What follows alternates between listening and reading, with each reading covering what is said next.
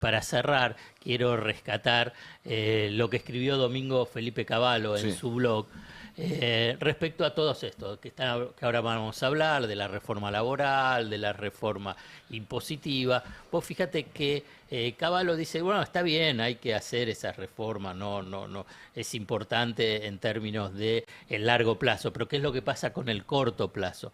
Y simplemente el final de un párrafo dice, no influirán significativamente sobre el nivel de actividad económica y la tasa de inflación en el corto plazo. O sea, no van a servir para salir del estrés económico financiero. ¿Y por qué menciono a Cavallo? Porque Cavallo y todos los economistas del establishment que están desesperados, ansiosos para que a Milei le vaya bien, Milei y Caputo hacen todo para que le vaya mal.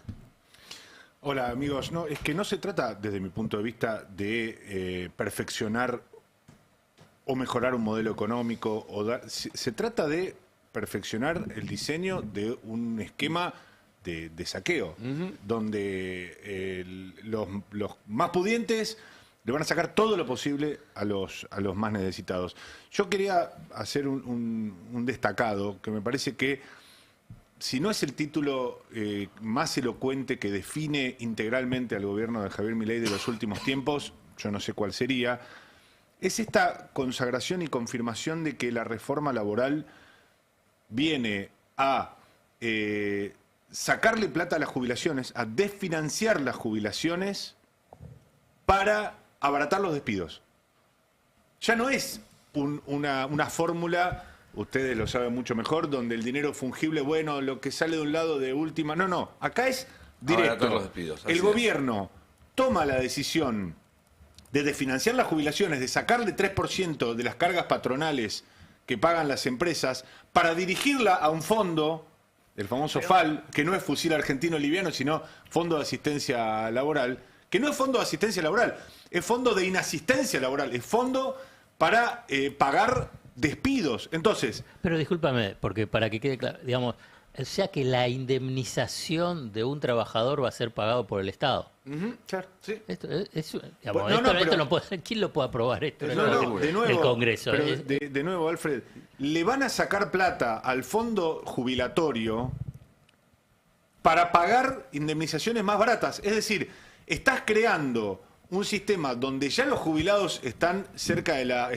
Sí, el por sistema de debajo- seguridad social, que es más amplio. Los pero sí. jubilados están por debajo de la línea de indigencia. Vos le vas a sacar plata a ese fondo para alimentar un fondo que le va a abaratar el despido a los empleadores. Es decir, ¿y cuál es la señal entonces? Es Che, que- tenés esta cantidad de gente que está ya inactiva, fuera del mercado laboral, está retirada y cobra mal. Bueno, vamos a sacarle plata a esta gente para dársela a los empresarios, para que puedan despedir más barato a las personas y que esas personas pasen a formar parte de el desempleo o del retiro o de las personas inactivas. Y déjame agregarte algo más, porque si uno combina esta noticia con otra definición de Milei de las últimas 48 horas, que es cuando dijo el futuro del país es el campo, la minería y los hidrocarburos, es decir, sectores que no forman empleo, toda esta reforma, y que cuando lo dan son empleos que en general... No, es el 10% del total sí. del empleo. Toda esta reforma está destinada a que la élite, a que la clase alta reduzca la servidumbre de la gente que tiene alrededor, a los trabajadores que tiene alrededor, a la secretaria, al mozo, al pibe que te trae el pedido, al chofer que te lleva. Ese es porque no es que la idea es que abran fábricas con trabajadores en otras condiciones. La idea no es que se multiplique el comercio, porque por algo apuestan a las plataformas online y demás, que utilizan mucha menos gente que el comercio minorista. Es decir, todo esto es una reforma para precarizar las condiciones de vida de la gente que labura con ellos. De lo que en otra época hubiera sido su servidumbre, Sí. y no soportan que ya no lo sean. Y si lo que vos crees que estás diciendo de manera metafórica como servidumbre es un hecho cuando vos ves la reforma laboral, porque las personas que se desempeñan bajo el paraguas de una aplicación, y desde ahora, desde la reforma laboral, también el personal de casas particulares, ya no van a ser considerados trabajadores. Así es, exactamente. Pierden la condición de asalariados, pierden la condición de empleados en relación de dependencia, que es una concepción filosófica que implica que la persona en relación de dependencia cuenta con derechos, cuenta con prerrogativas, tiene la potestad de negociar un salario, tiene la capacidad de irse de vacaciones, tiene el derecho de cobrar un aguinaldo, le asiste la prerrogativa de tener una indemnización acorde a los años de prestación en el caso de un despido sin causa. Todo eso se pierde porque para la reforma laboral de Javier Milei y Federico Sturzenegger, todas esas millones de personas que en la Argentina se desempeñan de manera formal o informal, porque hay muchos que lo están haciendo en la formalidad, no van a ser trabajadores, van a ser colaboradores, van a ser socios. Sí, vos trabajás para Uber hoy o para Rappi, vos pedaleás para Rappi, vos sos un socio de Rappi. Sí. Es espectacular. Un socio tremendo. que probablemente no esté en condiciones igualitarias, pero vos sabrás si estás en condiciones igualitarias o no de hacerlo. Y ahora vamos a pasar a ver la letra chica de la reforma laboral, también de la reforma educativa, que también es muy profunda. Vamos a hablar de el revuelo y la reacción política a esto, pero me quedó una pregunta en el tintero para Alfredo, porque vos decías, este es el anuncio de un nuevo ajuste, ¿no? Hubo un ajuste en el 2024, un segundo ajuste en el 2025, se viene el tercer año de ajuste consecutivo. ¿De dónde? ¿De dónde más se puede ajustar?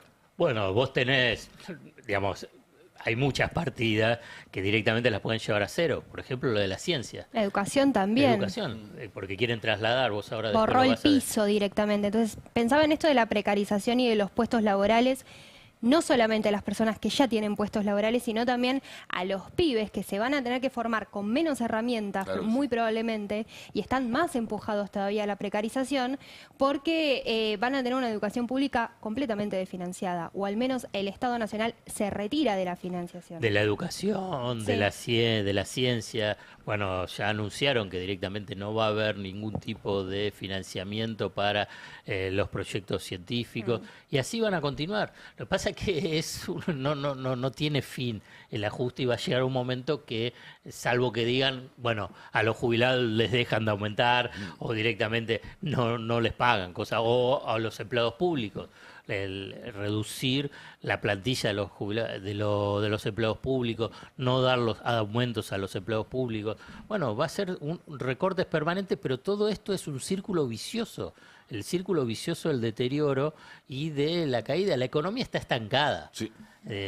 Los datos del EMAE, o sea, el estimador mensual de la actividad económica de febrero a septiembre da el 0,2%, más allá de la propaganda de Milei y todo lo que está alrededor de Milei. Digamos, la economía está estancada y la industria y los sectores demandantes de empleo están cayendo.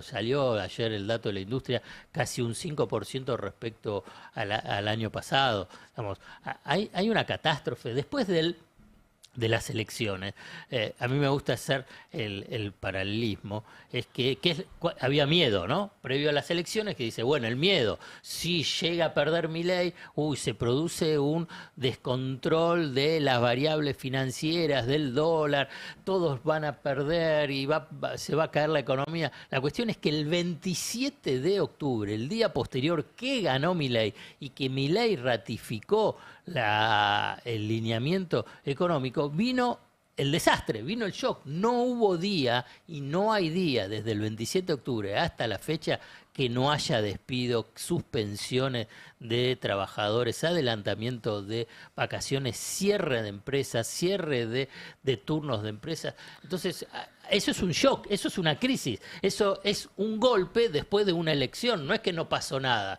no es que, bueno, ganó Milei, bueno, y hay alivio. No, hay una profundización de la crisis socioproductiva. Sí, y no hay ni una sola línea en las reformas que presentó ayer el gobierno que vayan a solucionar esa cuestión de fondo. Nada, ni una coma. Está todo diseñado para seguir profundizando la transferencia de recursos de abajo hacia arriba. Pero lo que también es cierto, y esto lo mencionamos, y por ahí es otra ventana que abro, que es a nivel de la difusión, en cualquier otro país, en cualquier otro momento también político de Argentina, lo que está pasando a nivel socioproductivo son tapas y titulares principales de los diarios, porque es una catástrofe, es situaciones peores que en la pandemia. Estás en industria, en recaudación, cierra, se va Whirlpool, bueno, no pasa nada, sigamos, pasa, cierra un supermercado mayorista, siga, va.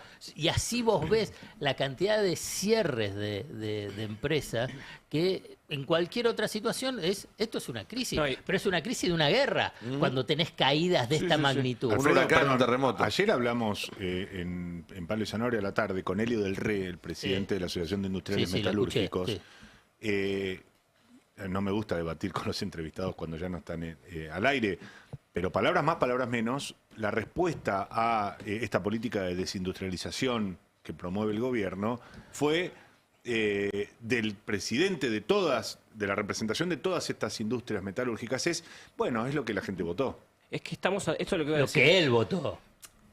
No le pregunté a quién votó, estuve mal, pero digo, es decir, lo que uno espera generalmente es una posición sanamente corporativa, de decir, che, tenemos líneas de producción, tenemos trabajadores calificados, tenemos mercado, tenemos todo, necesitamos que se estimule eso y necesitamos que se proteja mínimamente. La respuesta de Elio del Rey, aunque en algún sentido era, queremos regla de juego, etcétera, etcétera, es, si mis socios en Adimra se reconvierten, cierran la línea de producción, echan a los trabajadores como hizo Whirlpool y reconvierten todo su esquema a una línea de comercialización vía la importación, los empresarios tienen que vender, fue su respuesta. El empresario tiene que vender, no importa si vende lo que él produce.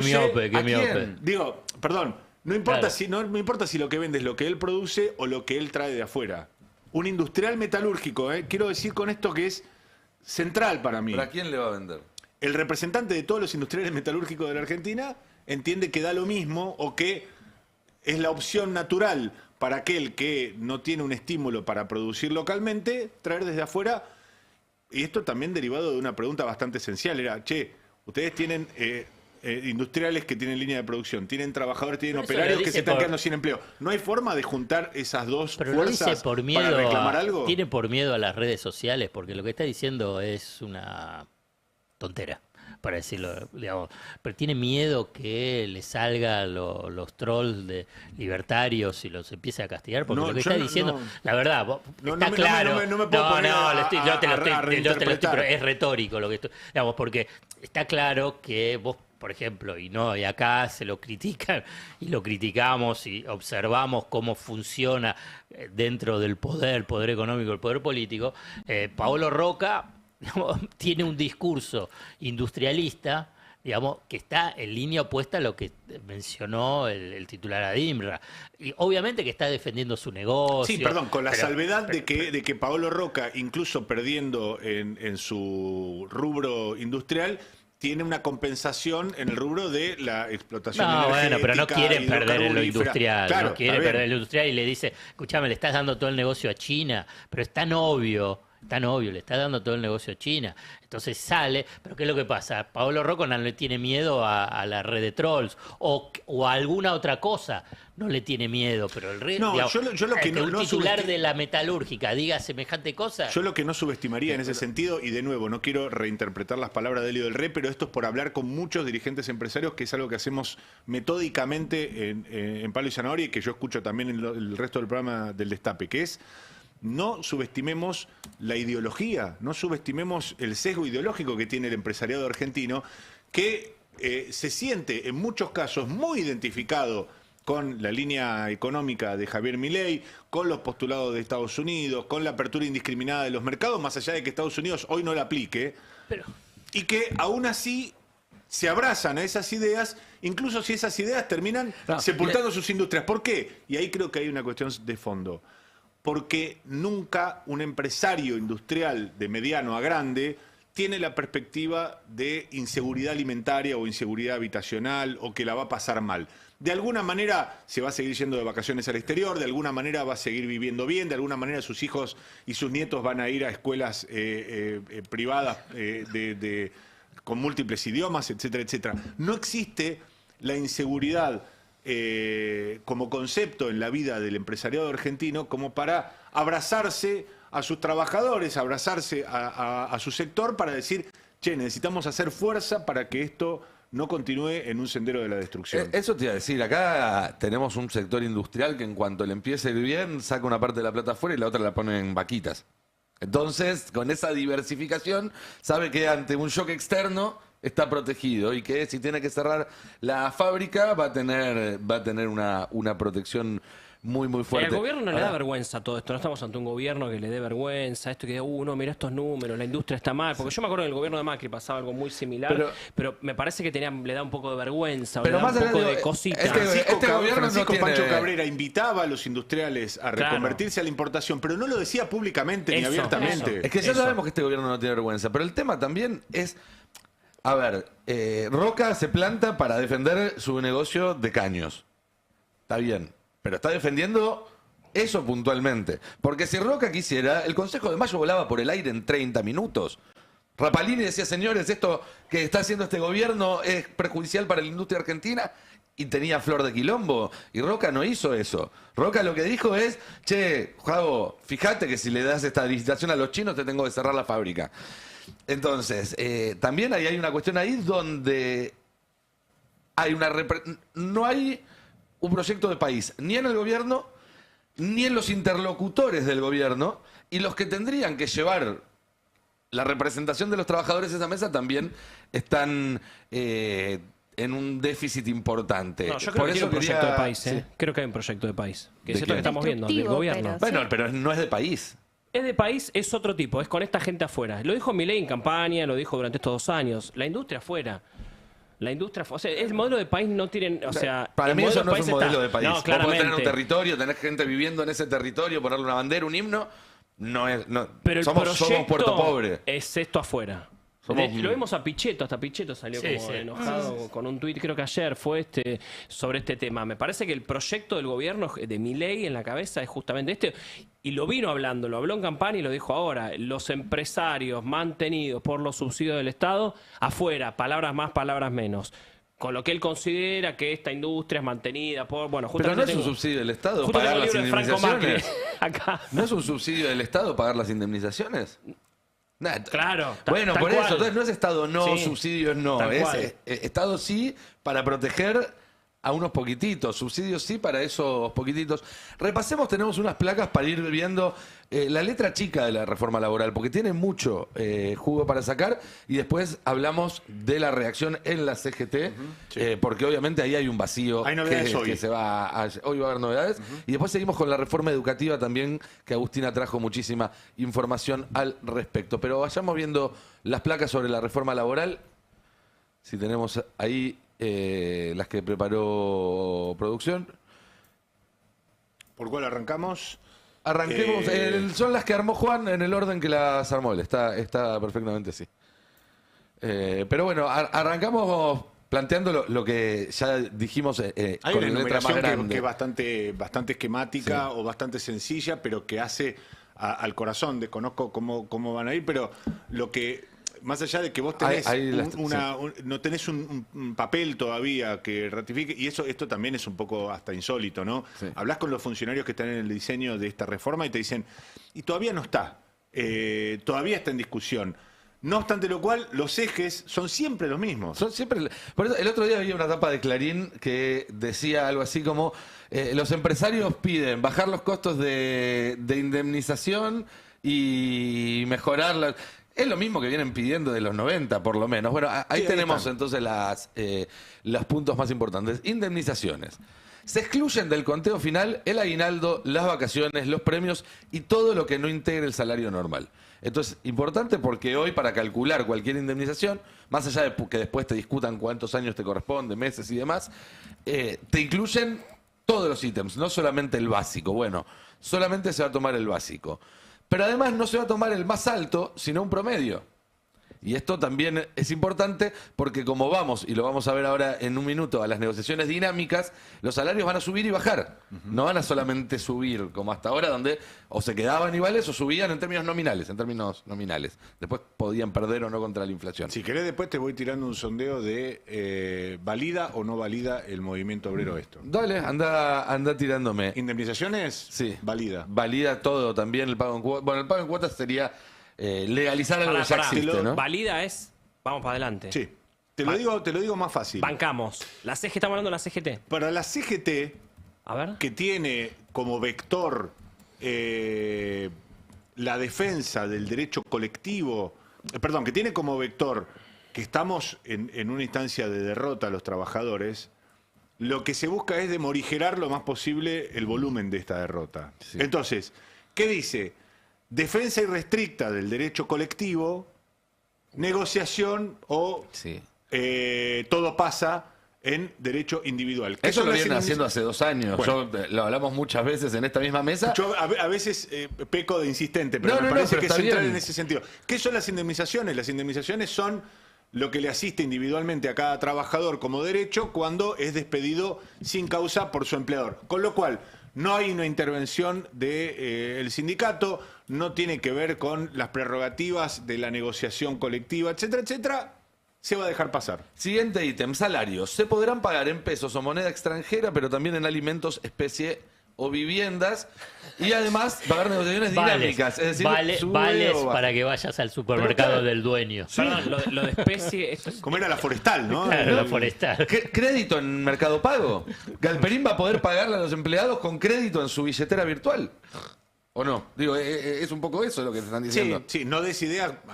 Robert, Seguro si está escuchando, ya la no, tuvieron. digo, si está escuchando Roberto Navarro, Claro. nos paga con la no. feria del destape la mitad del salario.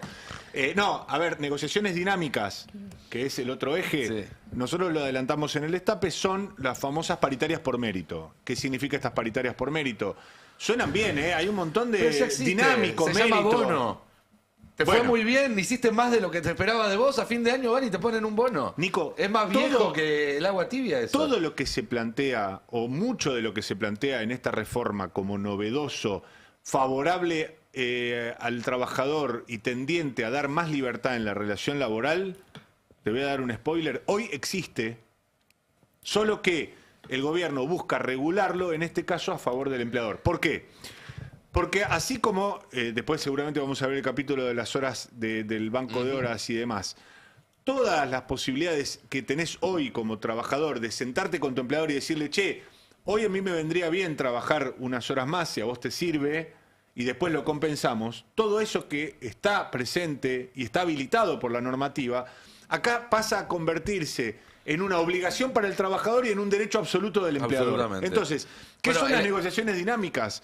Las negociaciones dinámicas que hoy son, che, este es el aumento base para todos los trabajadores. Hoy en la paritaria hay un aumento base para todos los trabajadores que al menos intenta empatar la inflación y recuperar poder adquisitivo. Y por encima de eso, que cada uno pueda negociar mejores condiciones en función de mérito, productividad, oportunidad o el factor que fuese, hoy se convierten en un techo. Hoy la paritaria es, no vas a ganar más que la inflación en ningún caso, solamente vas a empatar o incluso mejorar un poco si haces el mérito suficiente y si tu empleador considera individualmente que vales la pena. Y si no, te puede pagar menos. O si sea, no te puede lo que pagar antes menos. era un bonus, mirá, si laburás muy bien, te doy un mango más, ahora es una amenaza. Y Si agregale- no laburás bien, te doy un mango menos. Y agregarle una dimensión que ahí no está mencionado. Los salarios, también los aumentos que se otorguen en convenios, en acuerdos de partes, van a poder revertirse. Que es insólito. Los salarios hoy son, cada salario, cada aumento es la base del cálculo siguiente. Claro. Bueno, el aumento se va a poder dar por un plazo. Y después vuelve para atrás. Y después vuelve para atrás. Sigamos viendo la siguiente placa, donde nos habla de las jornadas. Y ahí Perdón, está lo que vos salario es más mencionabas. difícil que pase porque obviamente hace al corazón de las estructuras sindicales y de su poderío de negociación. Y porque me imagino que tampoco son boludos lo de la CGT y saben que hay un punto en el cual si no se ponen firmes se lo van a comer crudos a ellos. Exacto. Jornadas, creación de un banco de horas para distribuir la jornada laboral, es lo que comentabas recién. Contratos a tiempo parcial también, con menos carga horaria y obviamente eso te permite pagar menos que el salario mínimo y una jornada que puede extenderse hasta 12 horas diarias. ¿CGT a favor o en contra? En contra. Bueno, una. Muy sintética. No, pero ¿por qué? Porque muy sintéticamente, ¿de qué se trata esto? Por un lado, la imposibilidad de planificar tu vida. Es decir, Sí, claro. a caballo del banco de horas va a tener toda la prerrogativa del empleador para decir, che, necesito que extiendas tu jornada, y después vemos cuándo lo compensamos, porque ahora la ley le va a dar esa facultad. Sí. Pero incluso tan o más grave que esto es la desaparición en los hechos de las horas extra como concepto. Es decir, hasta ahora cualquier hora extra cualquier hora adicional que vos hacías a tu jornada de 8 horas, se pagaba con un agravante. Sí. Es decir, vos tenías un valor hora, cada hora extra se paga duplicado o a veces triplicado. De acuerdo al convenio colectivo de trabajo, siempre tiene un agravante. Bueno, desaparece para todo aquel trabajador que contaba con horas extras en su salario a fin de mes, que empieza a despedirse de ese concepto si avanza esta reforma laboral. Bien, siguiente, vacaciones. Fraccionamiento en bloques mínimos de 7 días, pero el empleador debe garantizar al menos un verano cada 3 años. Es gente que no tiene pibes la que escribió esta reforma. Bien. Son re generosos. Pero un verano cada 3 años, ¿cuánto más necesitas? ¿Más vacaciones querés? fuera de joda, es gente que no cría hijos la que escribió esta reforma, porque lo del banco de horas, o sea, cuando el jefe te dice, mira, hoy te tenés que dar 4 horas más y después lo compensás, che, ¿quién va a buscar a los pibes a la escuela? ¿Quién prepara la cena? Y lo de las vacaciones fuera del verano, no. Después Clara Mucio nos tortura con... O sea, bueno, algo tiene... Así no vamos por a un procrear, lado o por el Clara. otro. ¿Vacaciones? Pasa. ¿Pasa? Ah, bueno, qué vara que está la baja. Esto igual Esto después va a va a Hola, discutir... Noé, ¿qué tal? ¿Cómo ¿Cómo están, estás? chicos? Esto igual después va a discutirse en cada empresa o en cada sector. Sí, en teoría depende de la articulación que haga cada convenio colectivo de trabajo. Lo que pasa es que cuando la ley habilita, ya pasa a convertirse en el piso de la negociación. Es decir, ya no es solamente... A ver, el gobierno ha sido muy torpe y Federico Sturzenegger en particular muy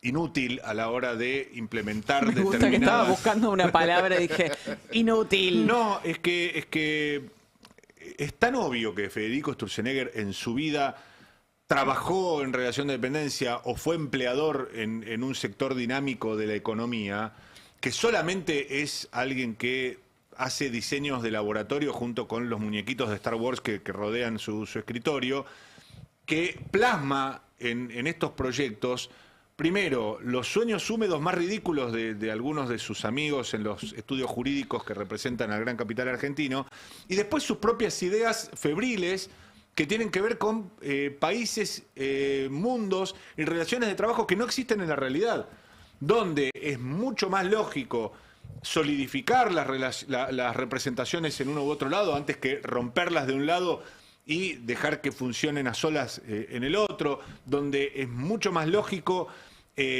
darles una voz sólida a los trabajadores para que puedan oponerse y puedan lograr un acuerdo de partes, porque ¿cuál es el sentido final de esta reforma laboral? Es, bueno, muchachos, ustedes son empresarios, hagan lo que se les cante y si pueden creen empleo, si pueden...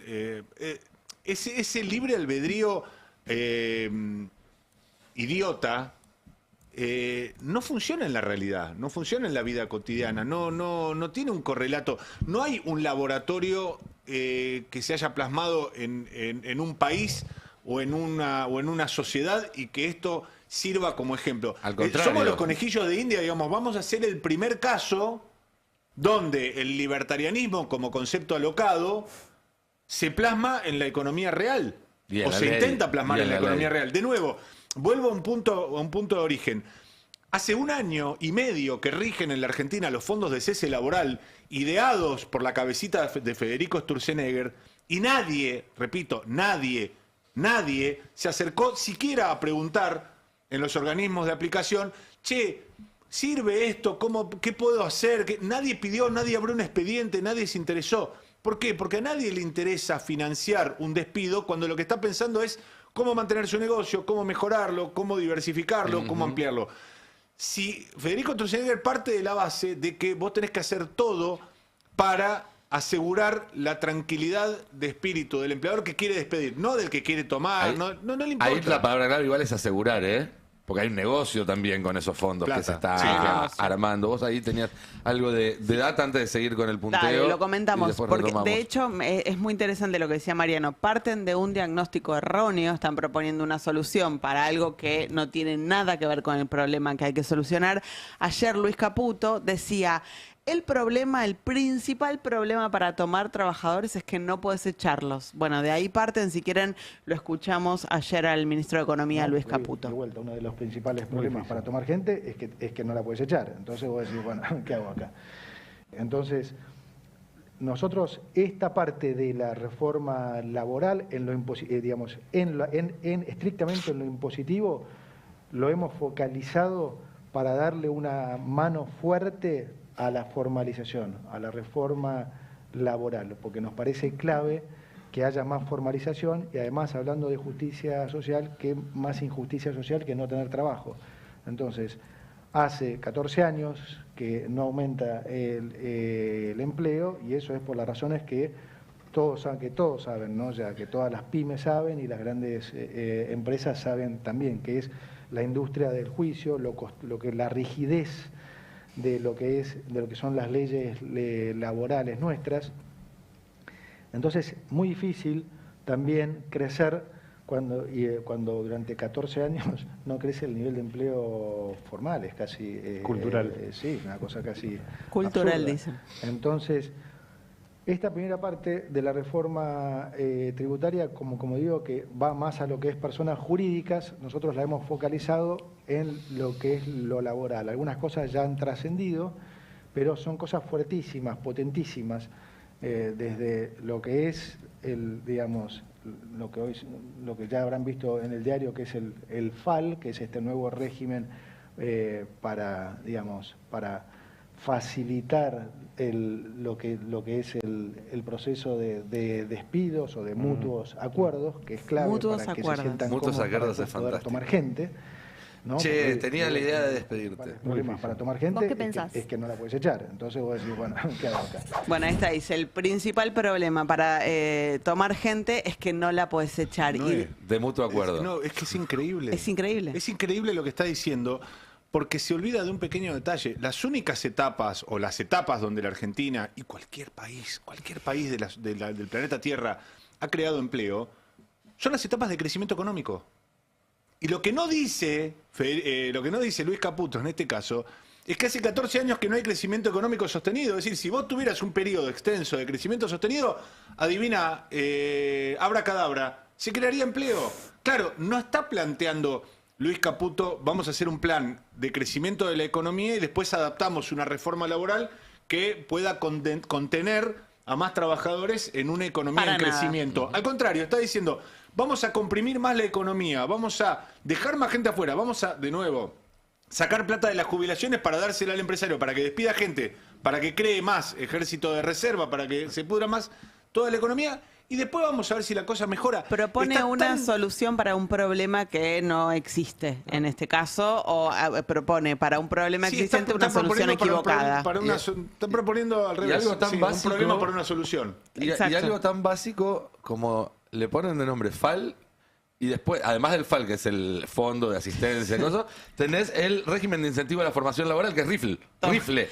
Te están diciendo que te van a pegar un tiro. Pum. Digo, no, te están avisando. No es Déjame casualidad eso. explicar. Hola, buenas tardes. Hola, ¿cómo andás, Noé? Hace rato que no te veía. No sé, te sentaste y no viniste saludaste. No Voy a viniste estar el así. lunes. Esto ya es un paso de comedia, ¿no? Sí, me parece que sí. Llegó el momento. No vino el lunes, ¿qué Pero pasó? Yo hago la pregunta. Estaba perdone. de resaca. Buen día. Buen Las día, preguntas de Alfred. Alfredo. El equipo está completo. Sí. Noé, Nico, John. Sí. Está completo el equipo. ¿Qué querés que digamos? Nada de eso es una pregunta, Alfredo. Yo no estoy preguntando nada. Dijiste recién. ¿Qué querés que digamos? Felicitaciones, Alfredo Zayat, ¿Por quién vas a hinchar? ¿Por Estudiante o por Racing? porque se mueran los dos. A la vez, de ser ¿Le digo a posible. Ernesto eso también? Ya se lo dije en su lo cara. dijiste? Ajá, muy bien, ¿eh? Estás tironeada entre dos. No estoy para nada tironeada. Que mueran los dos. Ya Pero, igual. pero no, es imposible. Felicitaciones, ganaron bien, ganaron bien. Ahí está. Ya está, ya proscribió. Pasaron más de 45 48 horas. La próxima venía el lunes. Pero pará, La próxima venía el lunes. Nico, pero no te calientes. Yo te quiero decir Ella se algo. sentó. No quiero que gane Verón. No quiero que gane Juan Sebastián Verón. Bueno, es lo único que voy a decir. ahí ¿no? está. Me gustaría que salga campeón Verón. Se sentó. Volviendo. Acá había una parte que yo simplemente Volviendo a quería los saber fals por y ahí los estaba mal, rígidos. se sentía mal. qué sé yo. Volvamos al FAL, por favor. Hay mucha muerte acá, ¿viste? Todo. No, quiero contarles esto, porque recién decía Mariano, crearon el fondo de cese laboral, no se adhirió ninguna empresa, nadie le interesó, encarecía en vez de facilitar. Entonces, ¿qué dijo Sturzenegger? ¿Qué dijo Caputo?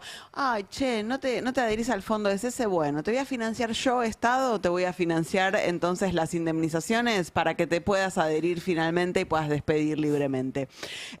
¿Cómo van a financiar los despidos, las ¿De dónde sacamos indemnizaciones? la plata, no? Del ANSES. De la nuestra. Del ANSES, porque los jubilados, ¿sabes qué? Están bárbaros. Están tirando sobrados. manteca al techo, También con el demasiado bono están ganando. Era Milei, ¿no? El que decía que los jubilados, que solamente el 5% de los jubilados era pobre, una cosa así, ¿no? Que era el grupo con menos pobreza. Exactamente.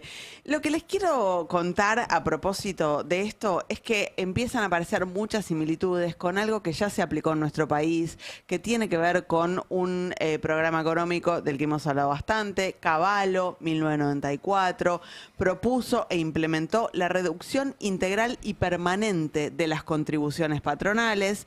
¿Con qué objetivo declarado? Bueno, con el objetivo de crear empleo, de formalizar a los trabajadores que no estaban formalizados.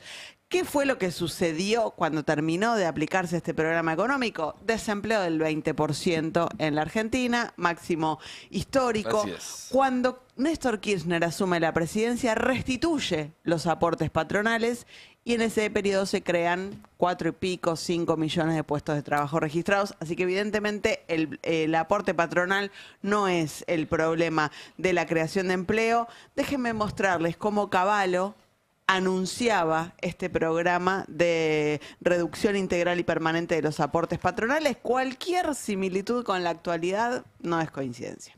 Las leyes más concesivas, que permite retirarse con menor edad, con menor número de aportes o que dan más del 70 al 82% como retribución al jubilado, van a ser eliminadas. El sistema previsional va a quedar con 26 puntos entre aporte patronal y aporte personal, que es más o menos el porcentaje de aportes que tienen casi todos los sistemas previsionales del mundo. Y hay 2 paquetes de leyes que están actualmente en el Congreso que van a permitir aumentar el número de aportantes en relación a cada beneficiario. Una es la Ley de Empleo, que establece un incentivo para que de aquí en más el grueso de los trabajadores sean blanqueados y hagan aportes jubilatorios.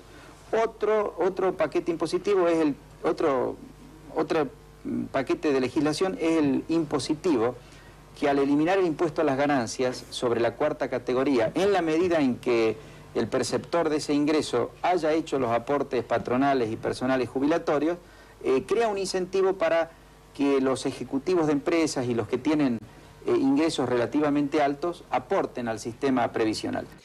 Bueno, no solo generó, no esta medida sola, ¿no? Pero no solo el plan económico generó 20% de desempleo en la Argentina, sino que el de financiamiento del sistema previsional público fue tan fenomenal que terminó preparando el terreno, lo cual hoy a la distancia es leído como el objetivo claro de esta decisión para el ingreso de las AFJP, que manejaban por una comisión la masa del dinero de las jubilaciones. Ahora hay... Más el estallido de la convertibilidad, después por el de financiamiento al sistema previsional. Ahora generó un tenés- agujero fenomenal. Ahora tenés la masa de dinero de las supuestas indemnizaciones, que no sabés si en algún momento vas a tener que pagar, porque son costos eventuales, que van a estar manejados por gente que va a cobrar una comisión, se habla de una comisión del 2%, y los especialistas dicen, están tendiendo, están allanando el camino para que regrese el sistema de jubilación privado, y ahí vas a tener otra gran masa de dinero que van a manejar otros financistas cobrando otras grandes comisiones. Te agrego algo, ¿no? El proyecto de reforma laboral que está confirmando el gobierno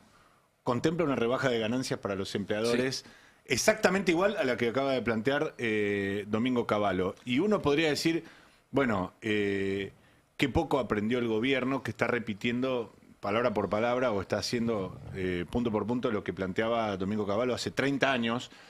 Pero hay que reconocer que al menos Domingo Cavallo sí aprendió. Domingo Cavallo hoy está planteando que esas medidas que hace 30 años él enarbolaba no van a tener el efecto hoy deseado. Hoy no está diciendo Domingo Cavallo, bueno, podrá haber una reforma laboral, podrá haber algunas modificaciones, pero eso no va a generar creación de empleo, que es el caballito de batalla que supuestamente quiere mostrar el gobierno. Sí. Todos sabemos, o por lo menos en esta mesa tenemos claro, que no va a generar empleo, que no va a mejorar el mercado laboral, que no va a hacer subir el poder adquisitivo de los trabajadores, pero algunas de esas banderas son las que todavía enarbola el gobierno. Bueno, Domingo Cavallo, que hace 30 años lo decía, ahora por lo menos no lo dice. ¿Tiene acaso la honestidad intelectual, si podemos asignarle algún tipo de ventaja? No, sí, está bien, me duele decirlo, pero por lo menos el tipo hoy te lo reconoce. Mira, ahora, sí. Voy a hacer una digresión. A propósito de la discusión del nuevo Código Penal, Zaffaroni publica un texto en Página 2, está buenísimo, pues si no lo leyeron, búsquenlo, y dice, yo no voy a decir que este código es fascista, porque la verdad que los fascistas, por lo menos, eran organizados, tenían un método, era un código que cerraba en sí mismo, que tenía un sentido. Esto es un mamarracho. Bueno, es más o menos lo mismo. O sea, Cavallo pensará como pensará y será lo que será, pero en sus términos, por lo menos tiene, no sé, el aprendizaje. Ahora, bueno, en este caso el equipo económico me parece que va por otro lado la cosa. Ahora, con este escenario que ya queda bastante claro de hacia dónde va la reforma laboral, ¿va a haber novedades en las próximas horas de la CGT? Me decías hace un rato. Sí, esta tarde va a haber una reunión muy importante de la conducción nueva de la Confederación General del Trabajo con el bloque peronista de senadores. Que es por donde va a entrar la reforma. Exacto. La idea del gobierno es hacerlo ingresar por la Cámara Alta para tener como portavoz y como fronting de este proyecto a Patricia Bullrich. Lo miro a Johnny porque seguramente tiene toda esta gimnasia y a Noé también de cómo va a ser la mecánica de la reforma. Pero hoy la CGT va a estar reuniéndose con estos senadores para ver la posibilidad de instrumentar una estrategia parlamentaria. Ya venían haciéndolo, lo veníamos contando muy en detalle estas últimas semanas en el Destape, con los gobernadores, habían arrancado por Martín Yarlora de Córdoba, avanzaron con los de Provincias Unidas, tuvieron un encuentro la semana pasada con Ignacio Torres, con Sadir, con Rolo Figueroa, si mal no recuerdo. También se avanzó con Claudio Vidal, un gobernador de Santa Cruz que, si bien tiene un origen sindical como dirigente petrolero, está referenciado más políticamente con el PRO, aunque sin embargo creen que puede tratar de tener... creo que no tiene muchos legisladores tampoco, pero bueno, por lo menos se trata de ganar un poco de volumen político en esta discusión. Y mañana va a haber una reunión del Consejo Directivo, la primera en mucho tiempo de la CGT. Se reúne el Consejo Directivo de la Central Obrera ahí en Azopardo para definir, ahora sí, y esto lo podemos adelantar también, un plan de acción. No va a ser una reunión de mero debate y de puesta en común y de catarsis. Se va a definir un plan de acción. ¿En favor o en contra? Ese... Lo dice Nicolás. Y está bien. Ese plan de acción contra la reforma laboral, no esperemos que tenga a priori o como primera medida un paro. No va a estar en agenda, es muy improbable que la medida de fuerza, a no ser que en las próximas horas se haga efectiva la presentación del proyecto, antes, digo, de esta discusión que va a haber mañana a la tarde. Anoche viste que estuvo Furlan en Batalla Cultural y no en ningún momento dijo la palabra paro, pero todas sus respuestas eran, bueno, hay que endurecer, hay que confrontar. Entiendo que, bueno, hay una discusión interna. Sí, no nos olvidemos que la UOM, a pesar de sostener una posición muy, muy firme y confrontativa respecto del gobierno, está integrada en la CGT. Había algún amago de que quizá no podía no participar en esta última versión, pero se integra en la Secretaría Gremial, que es la Secretaría destinada a instrumentar planes de acción y demás.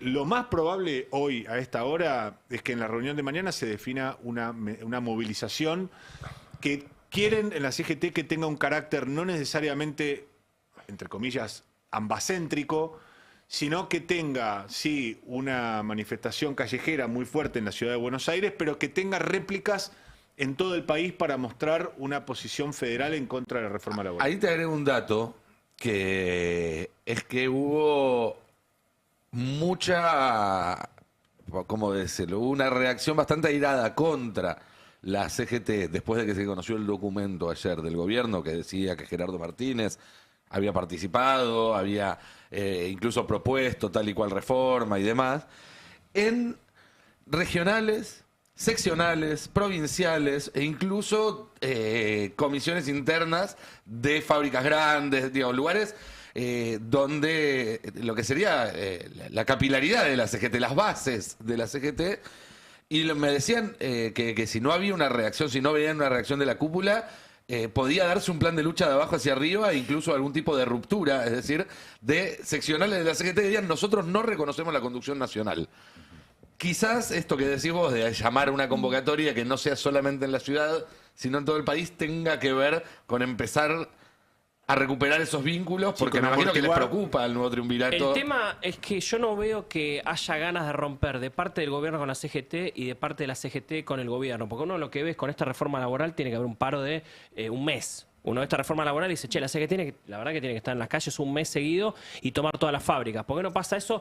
Porque evidentemente hay canales de diálogo abiertos, cosa que esto es así, entre el gobierno y la CGT, y ninguno de los dos termina de querer romper. Hoy una persona del gobierno me decía, nosotros queremos sacar una reforma laboral sin meterles el dedo en el culo a los sindicatos. Así textual, me dijeron. Evidentemente, de un lado hay, y aparte entiendo además que hay una interna dentro del gobierno, entre la línea Sturzenegger, que es la línea monstruosa de matemos directamente. Sí, antiobrera. Quememos a los sindicatos, prendámoslo fuego, y hay otra línea del gobierno que de hecho cuestiona y critica a Sturzenegger, que le dice, no, la verdad que no tenemos que ir tan a fondo. O sea, hay una interna en el gobierno sobre esto que no es de ahora, no es nueva, es una interna que ya viene de antes, donde dicen, no, nosotros lo que dice Sturzenegger no tenemos nada que ver. Sí, esto corre por cuenta mía, no lo quiero involucrar a Johnny.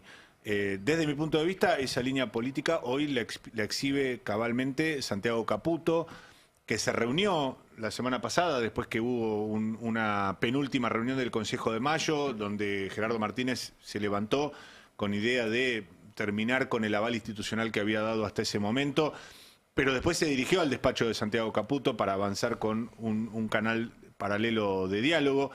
Y acá de lo que se trata, y también tiene que ver con la forma de estructurar una protesta de la CGT, de ir midiendo el aceite, midiendo el clima de su relación con el gobierno para saber quién a la postre o qué sector, en definitiva, va a terminar imponiéndose. Si esta línea alocada de laboratorio, digamos, intransigente de Federico Sturzenegger, o la línea dialoguista de Santiago Caputo, que creen en la CGT, tiene el aval explícito para avanzar en esa línea de Karina Milei.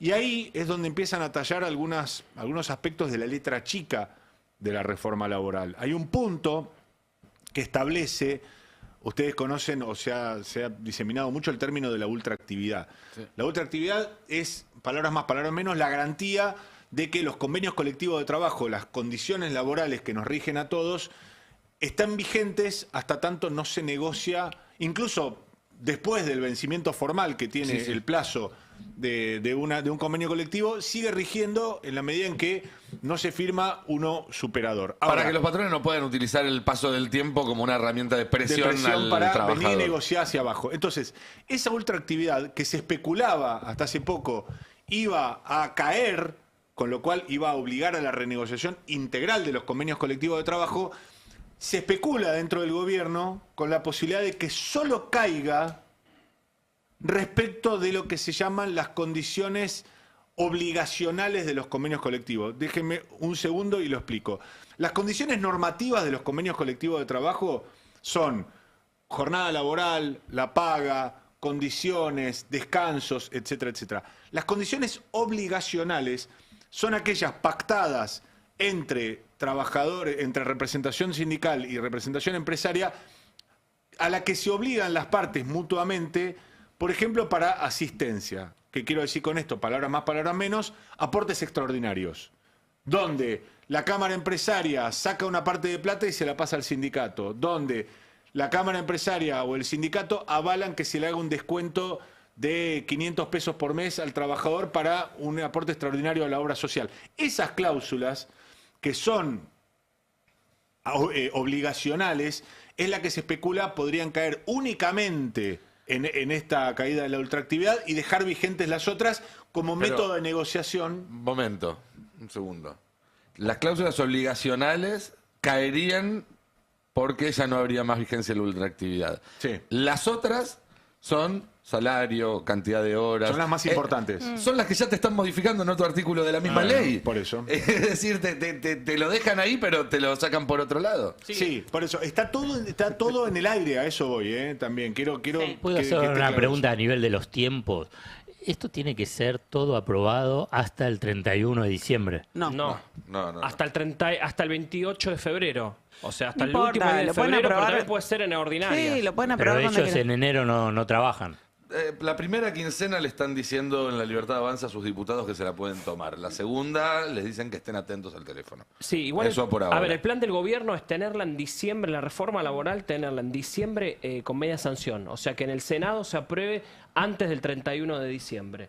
Y después llevar la otra media sanción en diputados para febrero podría ser una posibilidad donde se apruebe en diputados y si no, como bien dice, no, ir directamente a las sesiones ordinarias. Claro. Digo, Hoy en el Senado calculan que hay 40 votos a favor de este proyecto que todavía no conocemos en detalle, pero del que ya sabemos un montón de cosas. 40 votos a favor. Es un montón. Lo único que puede dar vuelta a eso es la CGT diciendo no, esto no, esto no, esto no, porque en esos 40 votos tenés votos peronistas. Así es. Claro, están los gobernadores. Ahí voy a cambiar un poco de tema, porque ayer quedó un poco en un segundo plano a partir de la reforma laboral, el tema de la baja de impuestos a los más ricos y demás, pero la reforma educativa que se anunció ayer también viene a plasmar con fuerza de ley el vaciamiento educativo que es norma desde el primer día de este gobierno. Vos, Agus, habías traído algunos materiales. También tenemos unas placas que preparó producción. Andá pidiéndolas vos si querés y nos contás de qué se trata. No, me parece que no hay que pensar ninguna reforma de forma aislada. Estos proyectos tienen una razón de ser. Vos recién decías, bueno, no tienen un proyecto de país. Sí, tienen un proyecto de país que es sumamente destructivo en todo caso. Y en este caso, así como en la reforma laboral, teníamos borradores dando vueltas, se enojaron porque circularon esos borradores. Y los gremios, los desmintieron, ahora resulta que eran ciertos. En su momento los gremios dijeron, ojo, esto privatiza, desfinancia, elimina al Estado como garante del derecho a la educación. Bueno, ayer se conoció finalmente el proyecto de ley de libertad educativa. Ojo, ellos dicen que están en contra del adoctrinamiento todavía. Pero acá lo importante es que pretende reformar puntos esenciales de la educación.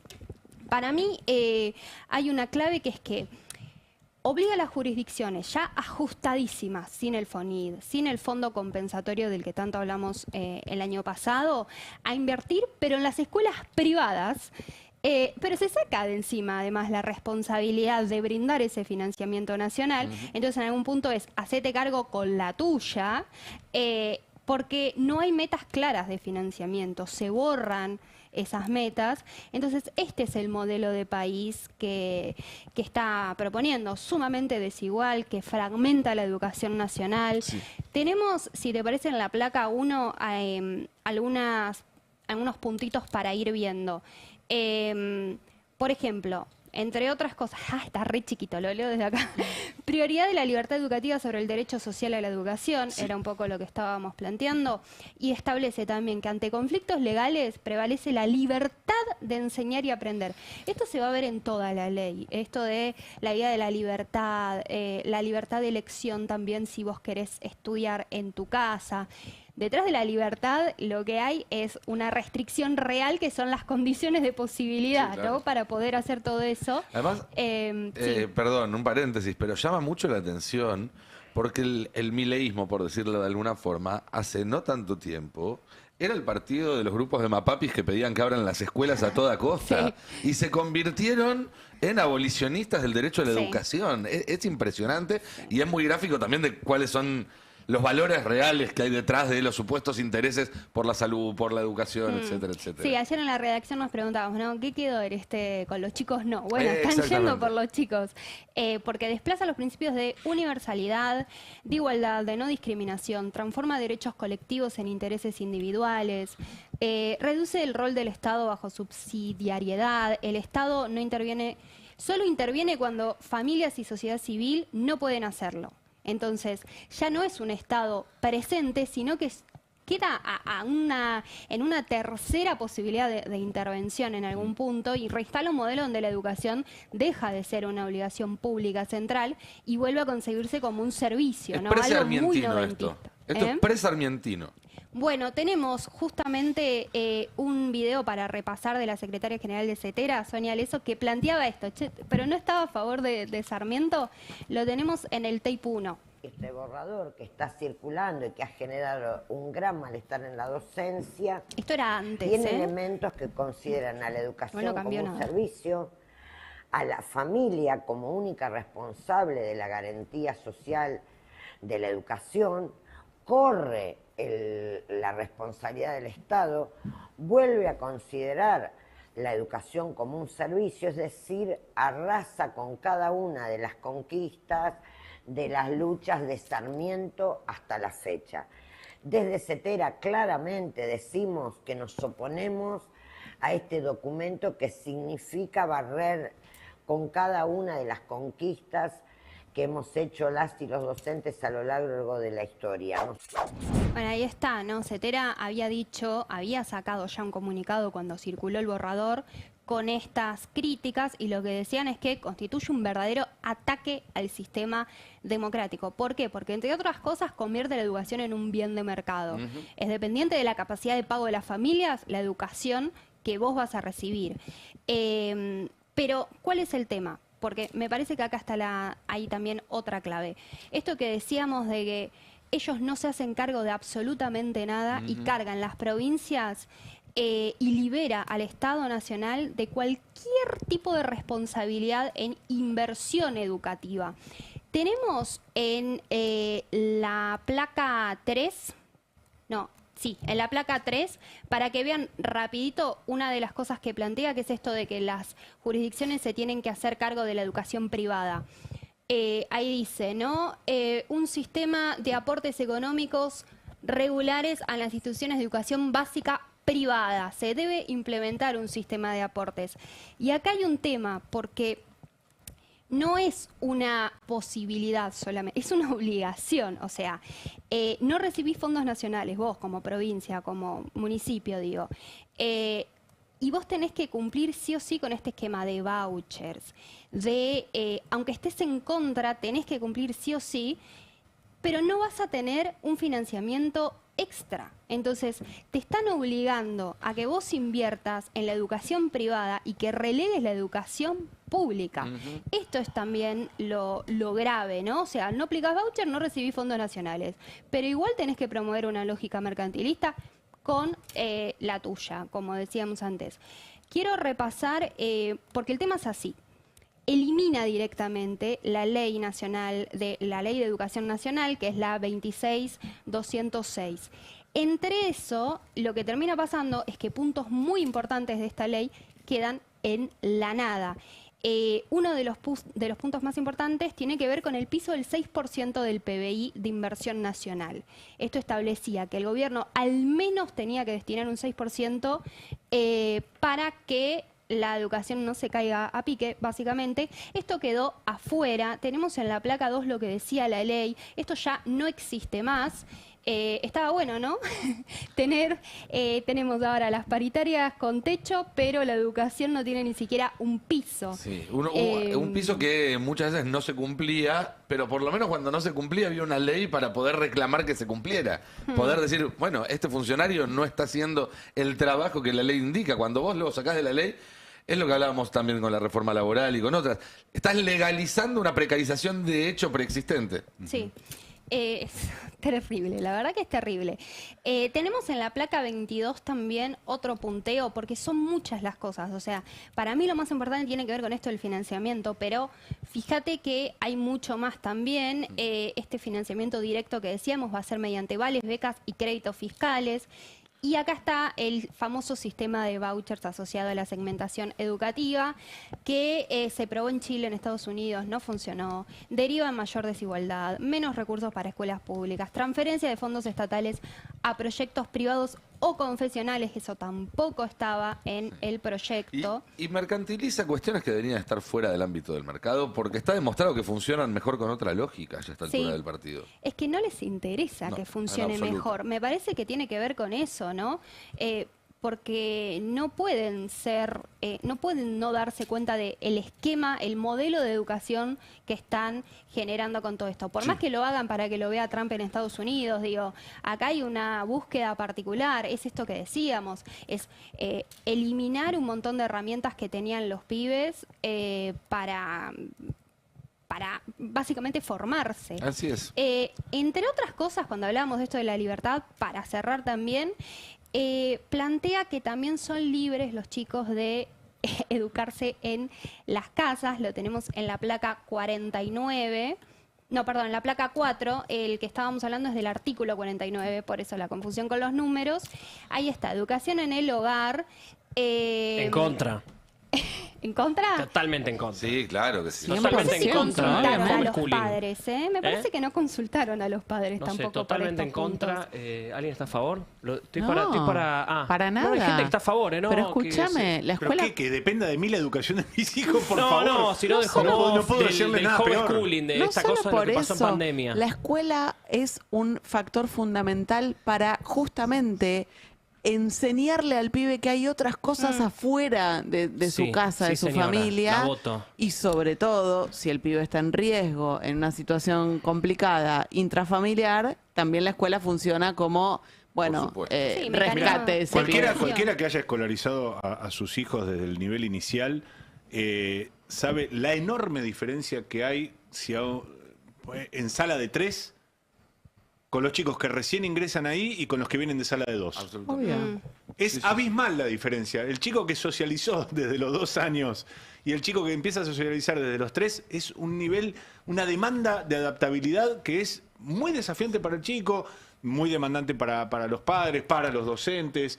Y estás hablando de una etapa... un año de diferencia de pura en plasticidad, infante. de chicos que son una esponja. Y sin embargo, vos fijate esa diferencia.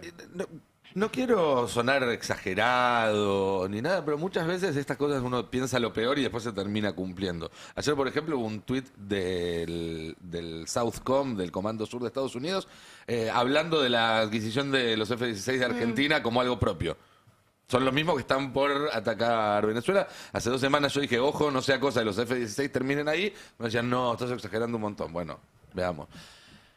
Milei en campaña se negó a condenar el trabajo infantil. Sí. Y sacar a los pibes de las escuelas es una manera de facilitar el trabajo infantil. Yo no digo que los van a sacar de la escuela y los van a poner directamente atrás de la caja de McDonald's. No funciona así. Bertie Venegas Lynch lo dijo. Pero Bertie Venegas Lynch lo dijo. Digo, son pasitos que se van dando y cuando te querés dar cuenta... Bueno, está viviendo en otro planeta. Vos generás más desigualdad de base, o sea, en los barrios de menores ingresos o en zonas rurales son bastante pocas las escuelas privadas. Sí. Entonces, lo único que hacen los vouchers es agrandar esas brechas. Los que pueden optar por escapar de la escolaridad en algún punto son los que no comen en la escuela también, que eso es una realidad que hoy estamos viendo que se está... que hay muchos más chicos también que la única comida que tienen a veces es la que les dan en los comedores, en las escuelas. A ver, me imagino que todos los que pusieron el grito en el cielo cuando estaba la pandemia, que dijeron los pibes, me imagino que deberían ahora saltar. Es que por eso, ¿no? Es lo que decíamos. O sea, porque a Alberto Fernández le costó, creo que esto fue antes de la foto en Olivos y demás, fue un costo político fuerte que tuvo que pagar por ese error. Los chicos a la escuela, bueno, en este punto lo único que les importa es fomentar un modelo que funciona solamente para los que tienen las necesidades básicas cubiertas. Así es. Perdón, una cosita más. Y te agregaré una cosa, si todo esto te parece preocupante, te saca recursos y querés meter algún tipo de protesta, ahí es donde empieza a regir el Código Penal. Sí. No, la esencialidad de la docencia y que impide llevar a cabo ninguna medida de fuerza a los sindicatos docentes. Es que es todo un mosaico, el Código Penal, la reforma laboral, la reforma educativa, todo forma parte de lo mismo y tanto es así, aprovecho porque me das el pie perfecto, en el presupuesto nacional, por ejemplo, hay una cláusula que elimina el financiamiento de las escuelas técnicas. Es decir, desaparecen las escuelas técnicas, que es de las pocas cosas de la estructura industrial argentina que tuvo. Es un artículo del presupuesto nomás, y hay una juntada de firmas que se está haciendo para que justamente no se apruebe ese artículo. Después otros estarán discutiendo otros, pero bueno, hay un grupo de gente que dijo, vamos a organizarnos y concentrémonos en que no desaparezcan las escuelas técnicas. Así que los invito a meterse en las redes del CEPA o de Julia Estrada y demás, de toda la gente que está laburando ahí, que son quienes están impulsando esta junta de firmas para que saquen del presupuesto un artículo que vuela con la escuela técnica. Jonathan Eguier. Sí, señor. Hubo mucho revuelo con una foto en la ciudad de La Plata el otro día. Exactamente. Hubo revuelo en la Casa Rosada y hubo revuelo también en el peronismo. Hubo revuelo en todos lados. Vamos a ver la foto. ¿De qué estamos hablando, Nicolanto? Vamos a la placa número 2. Mira esta foto. Este abrazo. Un abrazo del alma, te diría. Placa número 2, ¿eh? Vamos con la foto. Placa número 2. ¿Tenemos ahí la foto? Ahí vamos. Bueno, es una foto que se dieron. Un abrazo intenso que se dieron. Un peronista, una persona muy importante del peronismo, te diría del triángulo de hierro del peronismo, el señor último Sergio candidato Massa. presidencial. Sergio Massa con un alfil importantísimo de Santiago Caputo, que es clave en la legislatura bonaerense en la provincia de Buenos Aires. No es una foto, sino que son dos. Fumando un pucho, Agustín Romo, jefe del bloque de la Libertad Avanza en la provincia de Buenos Aires, y Sergio Massa, que fue clave en la negociación para terminar de cerrar el paquete de Axel Kicillof en la provincia de Buenos Aires. Sergio Massa fue a la jura de su esposa, Malena Galmarini, se cruzó con Romo, tic, y le sacaron una foto. De casualidad, ¿no? De casualidad. ¿De casualidad? Bueno, fue un poco forzada, ¿no? Esto le trajo muchos problemas internos a Agustín Romo, porque salieron varios de... Se conocen hace mucho. Se conocen hace mucho, pero bueno, en una foto así, en este contexto, es un tema. Yo ¿Qué se conocen hace mucho? Uno de los fundadores Romo del es Frente- joven. No, uno de los fundadores del Frente Renovador era Joaquín de la Torre, intendente de San Miguel. Romo hizo toda su militancia política de juventud antes de descubrir la Fuerza del Cielo y todo eso en el delatorrismo, que era parte del Frente Renovador. Entonces participaron de actividades juntos. Había un... Romo era masista. Era masista, chicos. exactamente. Sí, aparte, me consta que Romo lo admira a Massa. De alguna manera lo admira. Es como, Sergio si lo Massa. estaban matando, ahora lo están sepultando. El problema es interno, es cómo lo tomaron los de adentro. Yo pregunté, che, ¿quién filtró esta foto? ¿La filtró el masismo? Cosa que podría haber sido. ¿La filtró el parejismo, la gente de Carina? Parejismo suena claro, raro, la ¿no? gente de pareja de la provincia de Buenos Aires que responde a Karina Milei, para que le genere algún costo político a Romo, o lo filtró el caputismo, la gente de Santiago Caputo. ¿Quién lo filtró? Chan, chan, chan, chan. Ni idea, pero la foto está sacada de atrás de Massa, con lo cual, en general, los que van atrás de la figura pública son el equipo de esa figura. Sería raro que la gente de Romo estuviera parada atrás de Massa. Puede pasar, pero sería raro. Lo filtró la gente de Santiago Caputo. Mira vos. Lo filtró la gente de Romo. ¿Por qué? Porque lo que está buscando Agustín Romo, esto es una de las internas que hay dentro de la provincia de Buenos Aires entre los violetas, es quién se transforma en el interlocutor válido para con el peronismo, que es que son los que mandan, digamos, en la provincia de Buenos Aires y en la legislatura. Si es Sebastián Pareja, que es la persona que manda Karina en la provincia de Buenos Aires, o es Agustín Romo, que es la persona de Santiago Caputo en la provincia de Buenos Aires. Lo que pasa es que en la discusión de la ley de financiamiento, el que ayudó fue Pareja.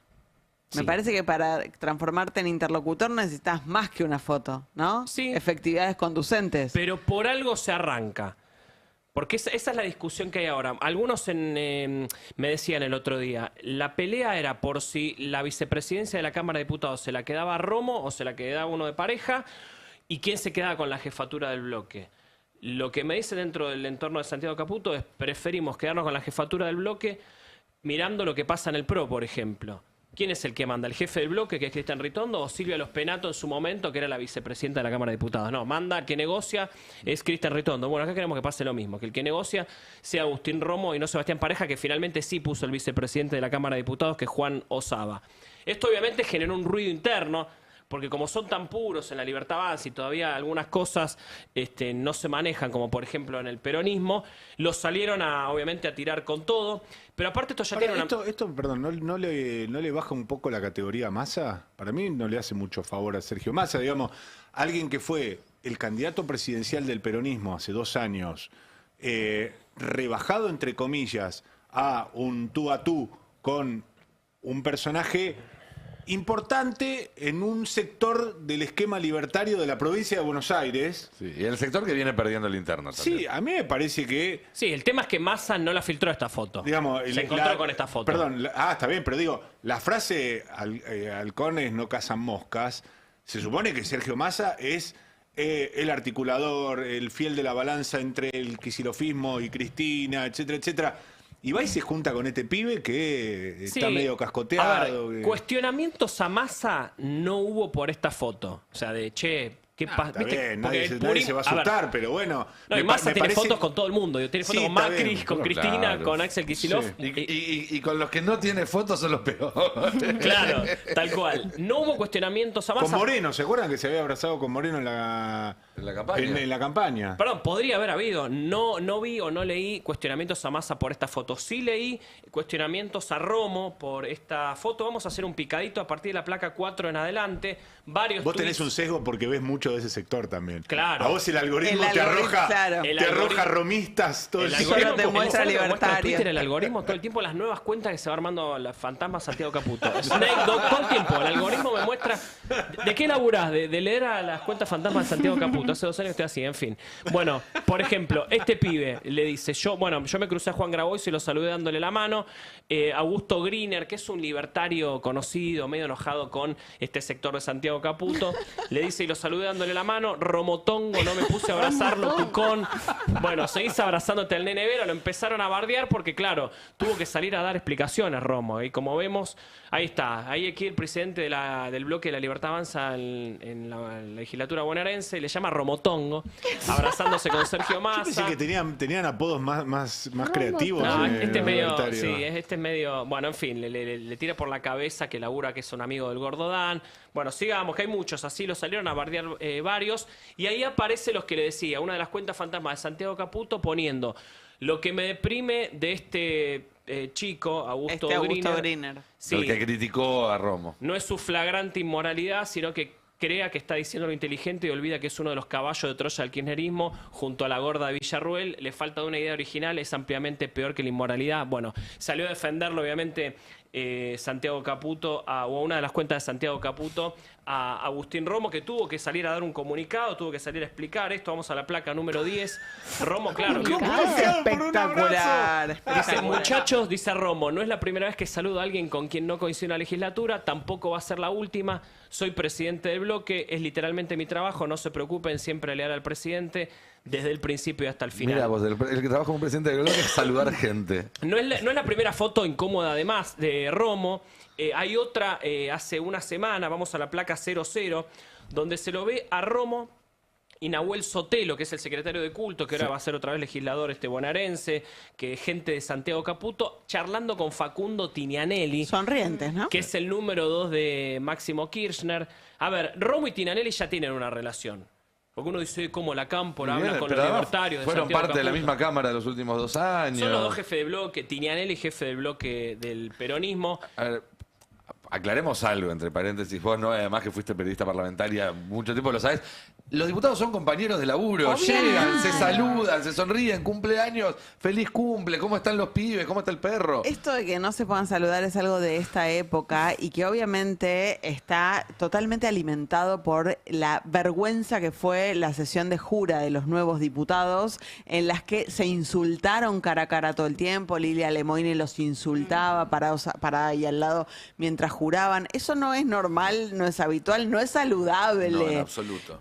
Lo saludable es esto, que la gente hable, se pueda saludar y, bueno, eventualmente tenga diferencias políticas. Sí, después, en todo caso, descubrimos que cuando estaban charlando sonrientemente, estaban hablando para cagar a alguien, y no me refiero a los de esta foto en particular, digo, en general bueno, enojate porque te cagaron, pero no porque llega al laburo con una sonrisa y saluda al que se sienta al lado. Pero es algo que el público libertario va a tener que aprender, que todavía no lo sabe, son muy parte del público peronista también, me parece. Y tal cual, sí, coincido plenamente. Sí, pasa mucho. Bueno, esto debería ser un mensaje, sobre todo, bueno, para la interna de ellos, que lo siguen puteando a Romo todavía por haberse sacado la foto. También podemos tratarnos bien entre hinchas de Boca e hinchas de Racing. Yo necesito la cábala, perdón.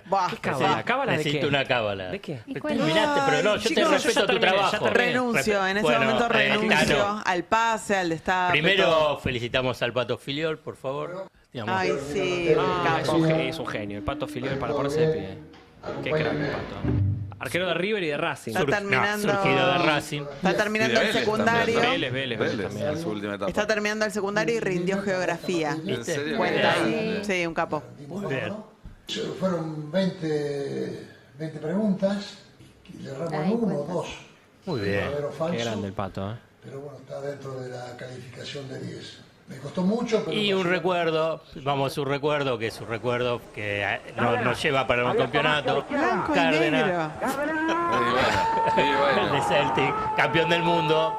Y bueno, digamos, a mí todo esto me parece maravilloso. ¿No es maravilloso? A mí no es maravilloso. hay una cosa que me preocupa. No es maravilloso, digamos. A mí hay una cosa que me preocupa. Que lo único que me importa es esto. Yo quiero hablar de un recuerdo. Mirá Catalán, igual. acá tenemos otro gol, otro torneo internacional. Fue la previa a la Hermoso Sudamericana. recuerdo. Qué denso que son los Gracias. hinchas Yo de quiero Racing, retomar uno igual, porque ayer se cumplieron 7 años de Madrid, ¿no? Ah, Bah, bien. ya eso Buena. Yo estoy más preocupado por otra cosa, les digo. Porque es diciembre. Está Sturzenegger en el gobierno y Racing está a punto de salir campeón. ¿Qué quieren que les diga, muchachos? Estoy miedo. preocupado por otras pronóstico es cuestiones. complicado. Gente, vamos llegando al final de este pase. Muchísimas gracias a todos los que están del otro lado, los que nos eligen cada mañana para informarse. Mucha, pero mucha gente eligiendo el destape y eso es algo que nos pone muy, pero muy contentos. También a todos los compañeros que están de este lado del vidrio y del otro y que han hecho posible este programa. Quédense que ya llega Verdades Afiladas con Adrián Murano y luego toda la continuidad del destape que, como de costumbre, incluye a varios de los rostros que estuvieron viendo en las últimas 2 horas. Que tengan muy buenas tardes, nos vemos en un ratito. Chau, chau.